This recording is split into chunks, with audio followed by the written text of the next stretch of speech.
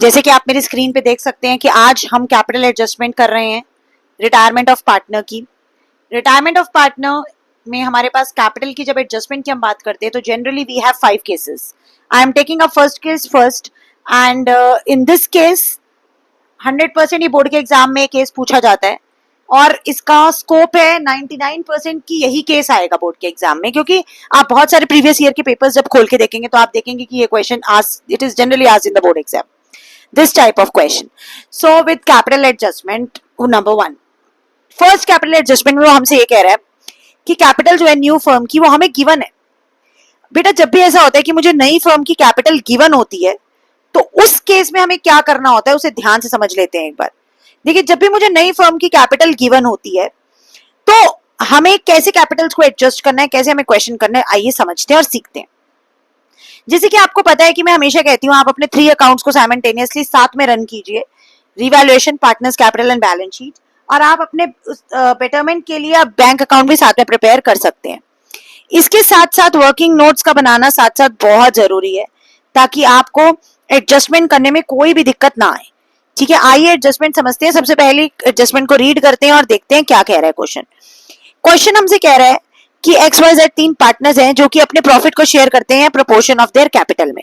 Proportion of their capital का क्या मतलब है कि मैं यहीं से सबसे पहले निकाल सकती हूँ इनकी प्रॉफिट शेयरिंग रेशियो क्या है। तो आइए इनकी प्रॉफिट शेयरिंग रेशियो देखते हैं क्या बनेगी।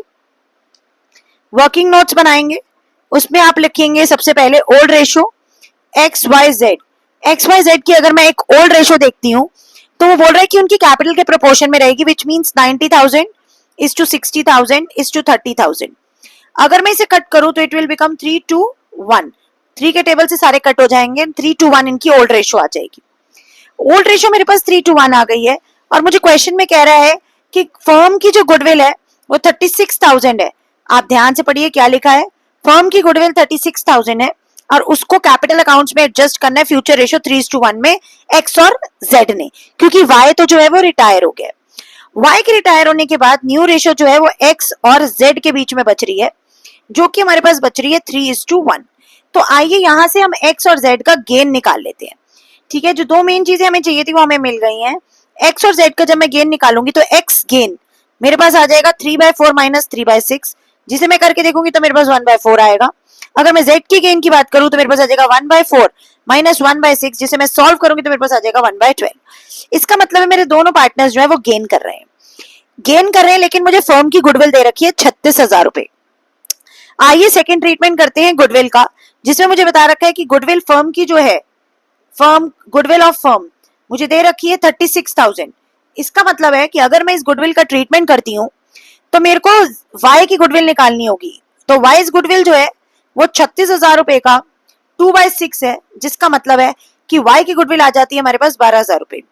Y की गुडविल को X और Z की सेक्रीफाइस से और गेन से एडजस्ट करेंगे तो हमें पता चलेगा हमारे पास जर्नल एंट्री हो जाएगी X capital debit, Z capital debit, Z को भी डेबिट कर देंगे क्योंकि दोनों गेनिंग पार्टनर है। सो Z कैपिटल डेबिट,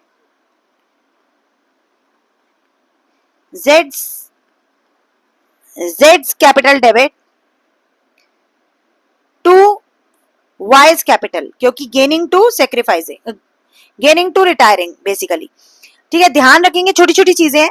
12,000 रुपए को जब हम डिवाइड करते हैं तो हमें पता चलता है कि जी इनकी किस रेशियो में हमें डिवाइड करना पड़ेगा जी, गेनिंग रेशियो में।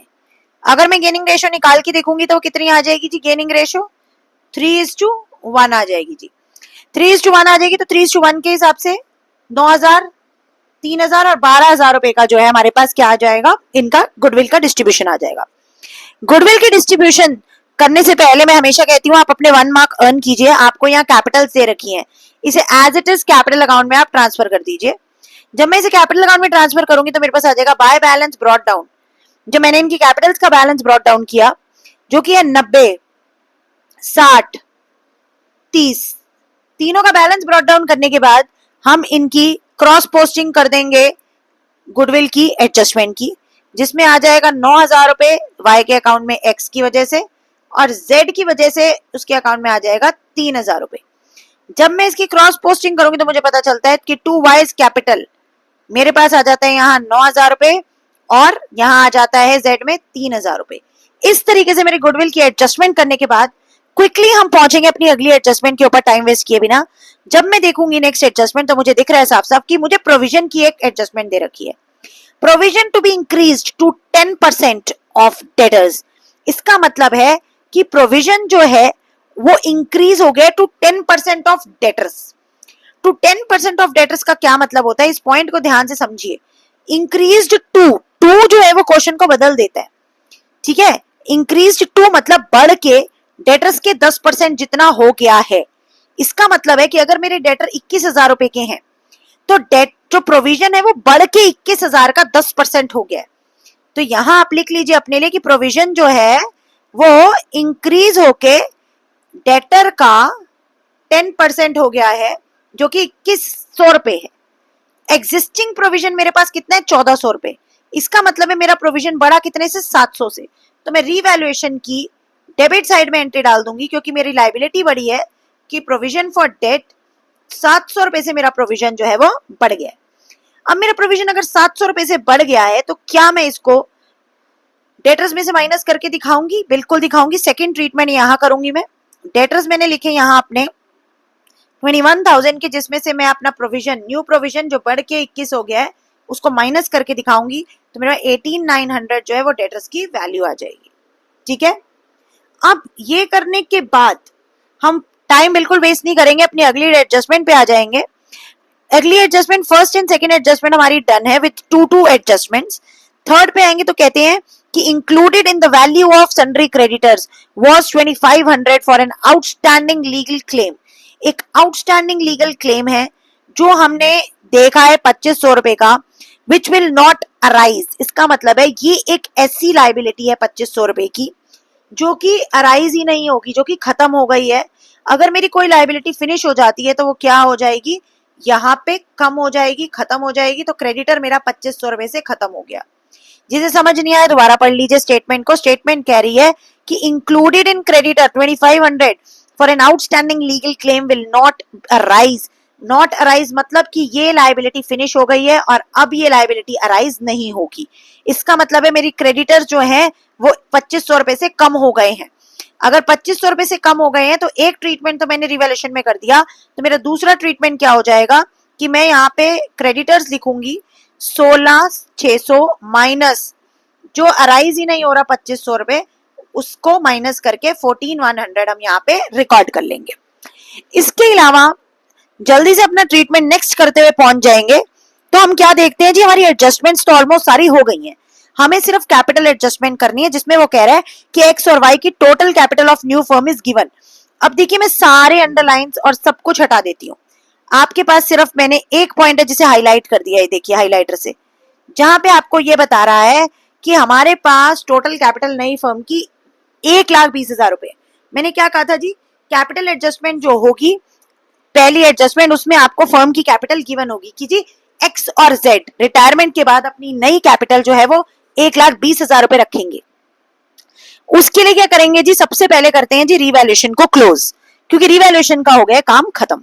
अगर मैं रिवैल्यूएशन को क्लोज करती हूँ बेटा, हमेशा डबल लाइन से क्लोज करेंगे। 2500 रुपए साफ साफ दिख रहा है कि मेरा इस तरफ ज्यादा है। इधर मेरा प्रॉफिट बच रहा है जिसको मैं ट्रांसफर कर दूंगी एक्स, वाई और जेड में। जब मैं डिवाइड कर रही हूँ तो मुझे पता है इनकी रेशियो क्या रही है, 3:1।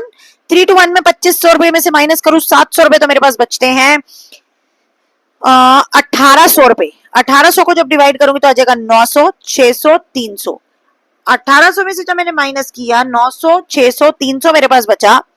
अब इस प्रॉफिट को मैं यहाँ पे ट्रांसफर मान लूंगी बाय रिवैल्यूएशन, और जब मैंने इस प्रॉफिट को ट्रांसफर किया तो 900, 600, 300 मेरा प्रॉफिट आ गया, ठीक है। 900, 600, 300 मेरा प्रॉफिट आ गया। और ये प्रॉफिट आने के बाद अब हम क्या करेंगे, अब हम देखेंगे कि हमारे पास क्या कोई एक्यूमुलेटेड प्रॉफिट या लॉस है, क्योंकि हमें पार्टनर्स कैपिटल को क्लोज करना है। अब मैं चेक करती हूँ तो मुझे दिख रहा है कि मेरे पास वर्कमैन कॉम्पनसेशन फंड भी है और जनरल रिजर्व भी है। दोनों को हम बांट देंगे ओल्ड पार्टनर्स को ओल्ड रेशो में। दोनों का ट्रीटमेंट क्या होता है, यहाँ लिख देती हूँ ओपी ओआर, क्योंकि इसका कोई क्लेम नहीं दे रखा, तो ओपी ओआर में सीधा सीधा दोनों बढ़ जाएंगी मेरी अमाउंट्स। दोनों अमाउंट्स को बांटने के लिए मैंने क्या किया, bye general reserve. General reserve अगर आपको डाउट रहता है कैसे करना है तो आप इसकी एंट्री करके देख सकते हैं। General reserve account debit to X to Y to Z, तीनों के कैपिटल अकाउंट में ओल्ड पार्टनर्स ओल्ड रेशो में ये बढ़ जाएगा। जब मैंने इसको ओल्ड पार्टनर ओल्ड रेशो में बांटा तो मेरे पास जनरल रिजर्व की वैल्यू थी 6,000 रुपए, 3:1 मेरी रेशो थी, 3:1 की ही रेशो में बढ़ जाएगा। ऐसी वर्कमैन कॉम्पनसेशन रिजर्व को मैंने जब बांटा तो कैसे बटा, इस तरीके से ये बट गया टू जेड्स कैपिटल। जब मैंने बांटा तो मैंने देखा कि वर्कमैन कॉम्पनसेशन रिजर्व जो है वो मेरे पास 9,000 रुपए है, 45, 3 एंड 15। इस तरीके से यहां से मैंने क्रॉस पोस्टिंग कर दी। जिस बच्चे को डाउट था क्रॉस पोस्टिंग का उसके लिए जी करके दिखा दिए यहाँ कि कैसे आपने वर्कमैन कॉम्पनसेशन रिजर्व और जनरल रिजर्व को ओल्ड पार्टनर्स को ओल्ड रेशो में बांट के यहाँ रिकॉर्ड करना है। ठीक है, अब आप एक बात देखिए कि जब आप ये देखते हैं कि आपने इन सारी चीजों को रिकॉर्ड कर दिया है, मेरे पास मेरी कैपिटल एडजस्टमेंट से है, कैपिटल एडजस्टमेंट से पहले हम अपने रिटायरिंग पार्टनर को क्लोज कर सकते हैं। वो कह रहे हैं जी आप वाई को 9,000 रुपए इमीडिएटली पे कर दीजिए। आइए 9,000 रुपए इमीडिएटली पे कर देते हैं और वाई को पहले क्लोज कर लेते हैं, क्योंकि वाई के लिए कैपिटल एडजस्टमेंट नहीं है, कैपिटल एडजस्टमेंट तो न्यू पार्टनर्स के लिए। वाई को जब मैं क्लोज करूंगी बेटा तो मुझे देख के पता चल रहा है 6 प्लस 9 60,000 प्लस 9,000 69,000 प्लस 3 72 प्लस 5 77 600, मेरे पास ये वैल्यू आ रही है 77 600। आपके लिए इस अकाउंट को जूम कर देते हैं ताकि आप ध्यान से देख सकें। 77 600 से क्लोज हो रहा है, लेकिन मेरा क्वेश्चन क्या कह रहा है, 9,000 रुपए इमीडिएटली दे दो और बाकी उसके लोन अकाउंट में डाल दो। तो आओ यही करेंगे जो कहा गया है क्वेश्चन में करने के लिए हमें कि जी 9,000 रुपए इमीडिएटली दे देते हैं। तो इमीडिएटली अगर मैं उसको दे रही हूं तो बैंक से दूंगी क्योंकि मेरे पास बैंक अकाउंट खुला हुआ है। 9,000 रुपए उसको इमीडिएटली दे दिया और 77 600 में से जब मैंने 9,000 रुपए माइनस किया तो मैं क्या देखती हूं कि मेरे पास, एक बार में से दोबारा क्लोज करती हूँ, 77 600 अगर मैं क्लोज करती हूँ तो मुझे पता चलता है कि वाई का लोन जो है वो कितना बच जाता है, 68 600। अब देखिए 68 600 का लोन है तो यहाँ आ जाएगा wise loan 68 600 cross posting plus bank में साथ साथ एंट्री कर दीजिए। बैंक का बैलेंस देखिए हमें कितना दिया हुआ है, ब्रॉड डाउन बैलेंस। बैंक का ब्रॉड डाउन बैलेंस अगर मैं देखती हूँ तो मुझे दे रखा है, बैंक या कैश कह लीजिए, 15,000 रुपए। ठीक है, कैश ही ले लीजिए इसको, बैंक स्लैश कैश, 15,000 रुपए बैलेंस दे रखा है और हमने इमीडिएटली उसको पे कर दिया है। तो बाय वाइज कैपिटल हमने उसको 9,000 रुपए कैश दिया है। जिसे इस एंट्री में प्रॉब्लम है उसके लिए मैं जर्नल एंट्री यहां पास कर देती हूँ, wise capital account debit to bank, क्योंकि इमीडिएट पेमेंट किया हमने 9,000 रुपए की तो बैंक में से वो पेमेंट डिडक्ट हो गई। ठीक है जी, और बाकी लोन से किए तो लोन हमारी लायबिलिटी में अराइज हो गया। ध्यान से देख लीजिए इस पॉइंट को। अभी भी अगर आपको कोई डाउट आ रहा है तो आप पूछ सकते हैं, कमेंट बॉक्स पे पूछिए, डीएम कीजिए इंस्टाग्राम पेज पे जाके, कोई टेंशन की बात नहीं है। आगे बढ़ते हैं और समझते हैं अब कैपिटल एडजस्टमेंट। यहां तक आई थिंक आपको क्वेश्चन क्लियर है। कैपिटल एडजस्टमेंट पे अगर मैं जाती हूँ तो मुझे जी फिक्स्ड कैपिटल दे रखी है पार्टनर्स की। आइए बिल्कुल ही सेपरेट इसका एक वर्किंग नोट बना लेते हैं 6 नंबर का।